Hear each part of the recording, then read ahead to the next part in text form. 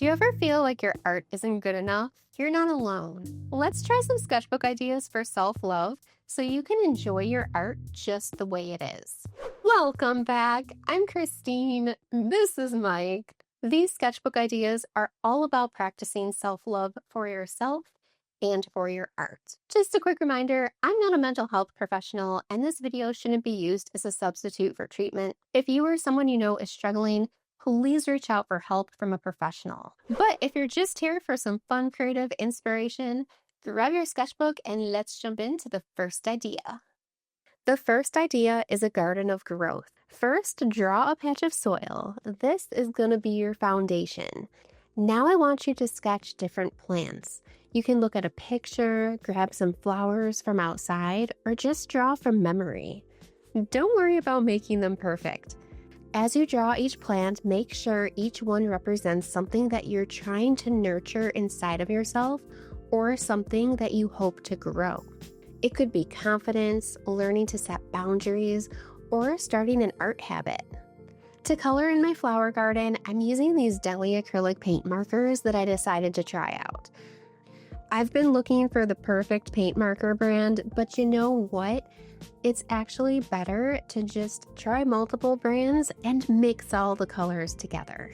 I recently discovered that you can never have too many acrylic paint pens, so you're going to see me use all of mine in this video. This sketchbook idea is an act of self-love because it reminds you that growth doesn't happen overnight. But this idea doesn't stand for much if we don't give each plant meaning. So let's talk about the meaning of everything in my garden. The grass and seedlings are the foundation of my garden. They grow from the soil and they represent small ideas, projects, or habits that I just started to nurture. They symbolize my inner potential waiting for care and attention to grow. The rose represents my self-worth. Roses are often associated with beauty, growth, and resilience. They only bloom when they are nurtured. This rose reminds me to treat myself with the same attention and respect that I would give anyone else.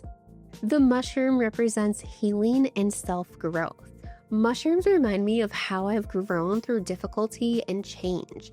Mushrooms also have this way of popping up and growing pretty much anywhere. And this can symbolize the hidden growth of resilience, which is a huge part of my personality that I am the most proud of. I never give up, even in the most difficult situations, and I always find a way to adapt. Sometimes there's a little bit of kicking and screaming, but I usually do come around. Let's be real, okay? The daisies represent joy and remind me to celebrate small wins. Sometimes I get so focused on where I want to be that I forget to enjoy where I am now. Slowing down to appreciate the little things is something that I feel like everybody could work on and nurture within themselves. So feel free to add a daisy to your garden as well. I take my time building up layers and details. I'm giving care and attention to each part of my garden so I can sit with it and help it grow. Take your time with this part, and if you like, you can even add some bugs to your garden for more symbolism. Bugs can represent the things that help your growth as well as the challenges that come with it. Just like in a real garden, bugs can bring balance and help everything thrive. The butterfly is a reminder for me to embrace change and to continue to love and nurture the new versions of myself as I grow and transform. The ladybug represents luck, protection, and gentle encouragement. It reminds me to trust the timing of my journey and to believe that good things will come if I stay open to new opportunities. The bumblebee represents the sweetness and the joy of working with a purpose. This is a sense of purpose that drives these videos. This bumblebee reminds me that if I'm working on a huge project, I'm allowed to do one small thing a day. I don't have to get it all done at once. The spider is a reminder to weave my own story and not get lost in what other people want from me. It encourages me to create my own path and to be my authentic self, even when it feels difficult. Once you've created your garden of self-love, label each part so you don't forget the meaning behind each object. If you're feeling courageous, I want you to try to incorporate all or some of these symbols into a piece of artwork on the next page. If you're not ready for this part, that's perfectly fine. You can just watch me as I bring some of these symbols together in my own piece. Creating an original piece fueled by symbols of self-love is more than just making art. It's an act of caring for yourself. Symbolism gives you a way to honor the parts of you that matter most. When you add these symbols into your work, your art becomes a reflection of how you see and value yourself. Art becomes more meaningful when it holds a piece of you inside of it. When you use symbolism, your art becomes like a personal journal. You can see where you were in your journey and how far you've come. And it gives your audience a way to connect with it too. When people understand the story or the meaning behind your symbols, they don't just see art, they can feel it. I mean, you feel this piece, right? You know what everything stands for because I just told you. A perfect example of an artist that uses symbolism is Salvador Dali. He's one of my favorites, by the way. I love how he used the symbols in his art, making each piece personal and full of meaning. Some of the most popular symbols in his pieces are ants, butterflies, and clocks. When you add symbols to your own art, it lets you share what's important to you. It also reminds you that your voice, your story, and your feelings matter. To me, that's one of the greatest ways to show yourself self-love as an artist. I decided to add one more thing to this garden: a tiger. My favorite animal is actually the elephant, but I love painting tigers. I love painting tigers because they hold so many qualities I want to nurture in myself. To me, the tiger is a symbol of strength and courage, the kind of energy that helps me face challenges and keep moving forward. It reminds me to walk my own path and stay true to who I am, even when it's difficult. The tiger's energy is like my own feelings, including passion, determination, and even anger. When I paint it, those feelings turn into something strong and beautiful. I know I spent a lot of time on this first idea, but I really believe that adding symbolism to your art is a powerful way to honor yourself and your journey as an artist. If you thought the last idea went really deep, this idea goes even deeper. For this spread, I want you to go back and find some old pieces of artwork that were unappreciated. I want you to create a spread or a collage highlighting the parts of each piece that you love. If you don't want to use an actual piece of art that you created, you can take a picture of it on your phone and then print it out and glue it onto this page if you like. Or you could redraw the parts that you like. It's really up to you. Once you found the pieces of art that you want to give a little bit more love and attention to, you can use Post-it notes or a glue stick to add notes and details pointing out the elements that you like most. It could be a color choice, a shape, a line. It could even be a small detail that you never noticed before. As artists, we often finish a piece and immediately move on to the next, rarely pausing to look back and appreciate what we've already created. But taking this time to notice the parts of your past work that you actually admire can be a powerful act of self-love. This sketchbook idea gives you the space to look at your art objectively, appreciate your own creativity, and celebrate your growth. You might even discover techniques or symbols that inspire your future work. Now let's get a little silly. For this next idea, I want you to try drawing monsters that represent the feelings you're most embarrassed or ashamed of. This is actually an act of self-love because instead of stuffing all of those feelings down, you're letting them out safely and it gives them a voice. So let's start with one of mine. The first monster I'm going to share with you is my jealousy monster.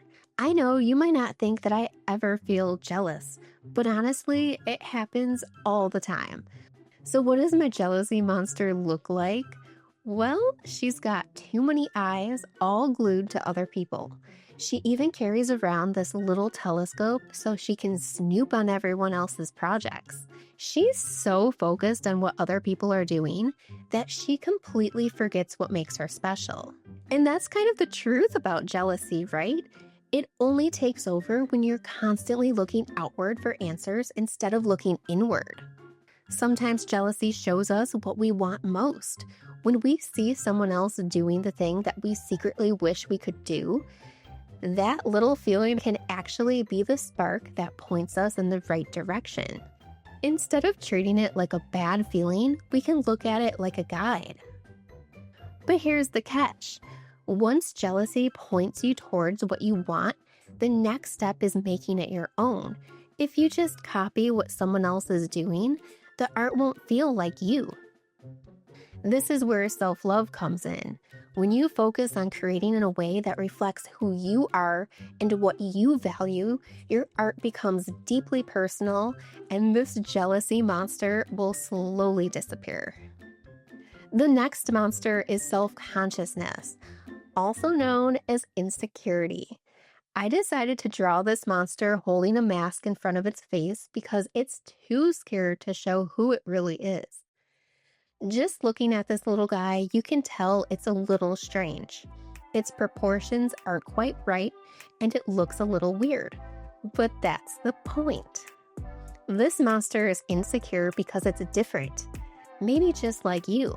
I'm not calling you a monster or saying that you look different, but maybe you make art in a different way. Maybe you like non-traditional styles, or maybe your work stands out and doesn't fit in with everyone else's. That can make you self-conscious and make you want to hide the things that make you special. I know I felt that way. I used to call my own artwork sloppy, messy, or unskilled. At the beginning of my art journey, I tried so hard to make neat, perfect paintings with smooth lines and layers. But that's just not how I work. That's why I've learned to put the mask down when I make art. Making art is one place I should never feel self-conscious. I might still hold up the mask around new people or when I'm trying to make a good impression, but when I paint, I get to be completely myself. And you can too. So the next time you're feeling self-conscious, think of this monster and put down your mask, because you might just be hiding what makes you special. The next feeling I wanted to give space is loneliness. Loneliness is a feeling we all have sometimes. It's that quiet, heavy feeling when you feel like no one really understands you. Loneliness is a part of being human. It's okay. Sometimes we spend so much time looking for friends or people to talk to that we forget to give ourselves love. I wanted to make this monster look cuddly because loneliness can be comforting in its own way. It's like a little hug that gives you a space to reset and learn to care for yourself. By drawing loneliness in this way, I'm being kind to myself. I'm facing my feelings instead of hiding them. Spending time with your loneliness teaches you to care for yourself. You can create your own comfort and companionship, reminding yourself that even when you feel alone, your feelings are seen, accepted, and valued. Usually I'm not too happy when I feel lonely, but the next time it shows up, I think I would give this monster a hug. I ended up adding a cute little heart for this monster because I wanted to symbolize how loneliness can be healing. Last but definitely not least, anxiety. I'm practically an expert because mine just keeps getting louder and louder. I can't even walk into Walmart without my anxiety showing up. My anxiety is easily the most annoying, disruptive, and the loudest emotion I deal with. It's hard to constantly remind myself that it's valid and okay, especially when it shows up every time I leave the house. That's why I gave this character a microphone, because he's loud and makes everything feel like a huge deal. I also gave him a top hat and a bow tie because I imagine that if anxiety were a real-life character, he'd be a dramatic actor who loves trying on different roles. But he's also ridiculously over the top for no reason. That's his special talent. He's just so annoying that you can't even help but groan when you see him. I literally gave him the most obnoxious and ridiculous colors to match his personality. But the thing about anxiety is that he doesn't really have any friends, and he's just trying to find his place. You can't help but feel a little bit bad for him. You know, just a little bit. The next time anxiety shows up, I don't think I'm gonna give him a hug, but I'll definitely give him a laugh or two. Because he's kind of like that annoying friend that just wants a little bit of attention, and once they get it, they go away. Every emotion has something to teach us. When you turn them into art, it's a way of showing yourself self-love and a reminder that even messy feelings can make something beautiful. Thank you for spending time with me and giving yourself a little self-love. Let me know which idea was your favorite, and if you're feeling anxious, go ahead and watch this video next, and we'll see you there.